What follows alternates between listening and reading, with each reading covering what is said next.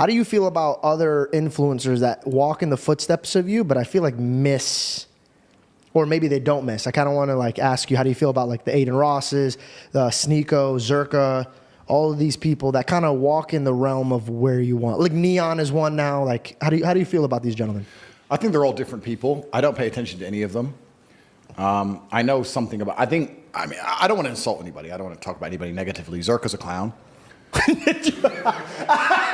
I mean, dude, no. I'm not laughing because of Zerka thing. It just caught me so off guard. Listen, I'm not gonna talk shit about anybody. I'm gonna be very respectful. But fuck that guy. Okay, Zerka. I mean, I'm just trying to be honest. I understand your question, but I don't see myself as similar to any of them. I think that. No, I never said you were similar. I think that they're trying to recreate your formula. It's like the Krabby Patty formula. You know how Plankton's sitting around being like, how do they do it? And then they're trying to do it, but it's not really working. Yeah, but out they for lack them. substance. They have no lessons to teach. They have no life experience. They are clowns. And when you're a clown, you embarrass yourself for other people's entertainment. I mean, I don't want to. Adin, I know well. Sneako, I know well. Are you close with Adin?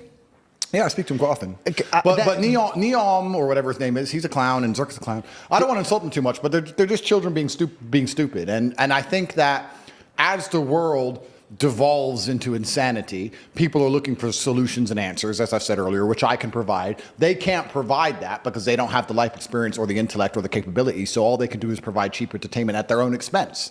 When you're a clown, you embarrass yourself for other people to laugh. Yeah, and the Joker effect. Yeah, and it's a completely different subsect, but I do feel like there are some people who are trying to follow in my footsteps, and imitation is certainly flattering. It was always going to happen. There was always going to be people who were trying to be me, but there will always be one top G. So it is what it is. They're just highlighting the more insulting version of you than they are. Like they're not. Your method is punch. Here's the knowledge. Yeah, and they're just punching. Yeah, for the clicks. Yeah, and I think there's thousands of people, and there's probably thousands of influencers I've not heard of who are probably trying to do something similar or to copy my formula or say the same kind of things. And yeah, that's probably. Who are you closest with? You know, like social media realm. Is it Nelk? Is it Adin? Is it who is somebody you relate to and you could fully have a conversation and enjoy yourself? You know what's interesting? The Nelk guys are super cool, and I've met a lot of guys, and Adin was cool. I've met Adin, met Sneako. But you know what's actually really interesting? I don't talk to anybody. I've realized this. In fact, there was a conversation about this inside the War Room a few weeks ago, and we're talking about how a lot of influencers cross-pollinate for views and stuff, right? They like, oh, I'll do a show with him, and he'll do a show with me, and then we'll go to his house, we'll do a show there, and blah, blah, blah. Podcast is obviously different because it's a podcast show, but outside of podcasts, I don't meet anyone, ever. If I can get 1 million views with me and Tristan in our home with an iPhone. I don't talk to anybody, so I don't have conversations with anyone. I don't meet anyone. I'm far away. I'm in Romania. I can't leave. I don't really want them to come here. I don't want to have to entertain them. I'm quite isolationist, and my friends are the same friends I had 20 years ago. I don't have any new friends. I don't talk to any new people. I don't know this because they're necessarily bad people as such, but I just think we're on different paths, different missions. Like I genuinely believe I'm waking up and trying to make myself the most excellent version of myself. I have the same standards for the people I love and my children and my family and my women, and I have the same standards for my fans. I don't want any fan of Andrew Tate to have ever lost in any realm. This is the thing that's interesting. I see these other influencers, right? Let's say these other influencers, some random influencer comes along and he sells some random garbage, a crypto, and the crypto loses a bunch of money, for example. I couldn't sleep at night knowing that my fans lost money because of me. Yeah. I don't want money that bad. I would rather all of my fans say, you know what, you can say what you want about Andrew Tate, but since I listened to him, my life has only gotten better. Nothing bad has happened to me. I go to the gym, I feel better, I feel motivated, I feel happier. I joined his school, it cost $40, it was cheap, I'm making money now.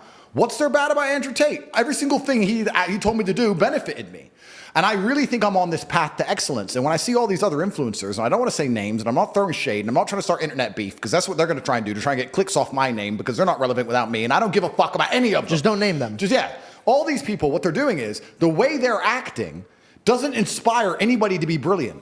Going in the street and yelling like an idiot, running around with half-naked girls and being entertaining and doing all this garbage they're doing. Nobody looks at that and goes, I want to be a better man. At all. They look at it and they might laugh. Yeah. They might think it's funny. It might get views. Entertaining, no substance. Yeah, it's no substance. And that's why I think my brand is quite unique, because it's very substance-driven.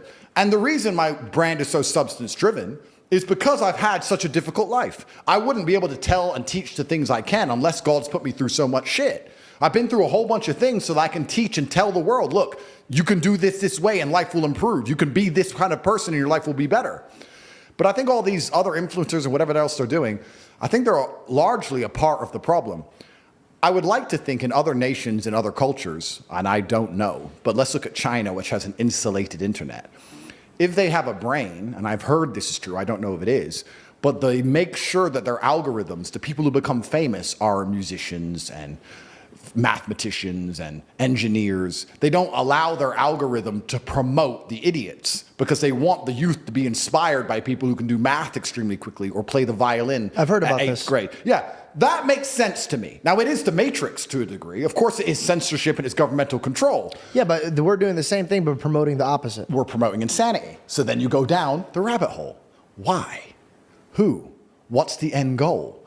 Why do we want children to wake up, go on their phone and tune into a stream of some geek loser screaming at the top of his voice in public?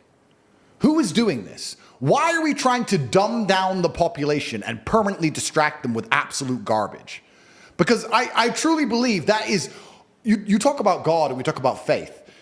To be a disciplined religious person, the word is discipline. It requires discipline. It takes discipline to read the Bible. It's not going to be screaming kids. It's not going to be flashing images. It's not going to be as entertaining as a stream with 30 naked girls. No, you're going to have to sit down, pay attention, read, focus, reflect, try and find the lesson in the parable, get confused, read it again, ask for help. You're going to have to study. That takes discipline. As we're destroying the new generation and removing their ability to focus on anything, removing their ability to be disciplined, you're taking them from God. Most of these children today are so messed up from TikTok, they can't even focus on one page of a book, any book, because all they do is scroll. Have you ever seen someone on TikTok, how fast they change video? Yeah. Their minds are gone. You can't even sit them down and teach them anything.